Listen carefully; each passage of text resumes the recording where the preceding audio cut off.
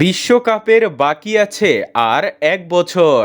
বাছাই পর্বের ম্যাচগুলো শেষের দিকে, তবে হেক্সা জয়ের স্বপ্ন এখনও বাকি। তাই চিলি ও বলিভিয়ার বিপক্ষে ম্যাচটি নিয়ম রক্ষার ম্যাচ হলেও দল নির্বাচনে বাড়তি মনোযোগ আনচেলত্তির। হতে পারে পরবর্তী স্কোয়াডটাই বিশ্বকাপের স্কোয়াড। আনচেলত্তি চান শক্তিশালী দল নিয়েই আমেরিকায় যেতে। তবে খুশির খবর হলো যে নেইমার মাঠে ফিরেছেন। পুরো 90 মিনিট মাঠে খেলেছেন। আনচেলত্তির সামনে শেষ ম্যাচে গোলও করেছেন। তবে আনচেলত্তি নেইমারকে অ্যাটাকিং মিডফিল্ডার পজিশনে খেলাতে চান না, তাকে সেন্টার মিডফিল্ডার হিসাবে খেলাতে চান।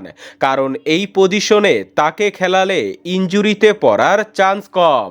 আবার এই পজিশনে খেলালে ভিনিসিয়াস জুনিয়র ও রাফিনহাদের সাপোর্ট দিতে পারবেন নেইমার জুনিয়র। আবার ভিনিসিয়াস জুনিয়রকে রিয়ালে থাকাকালীন গোল মেশিন বানিয়েছিলেন আনচেলত্তি।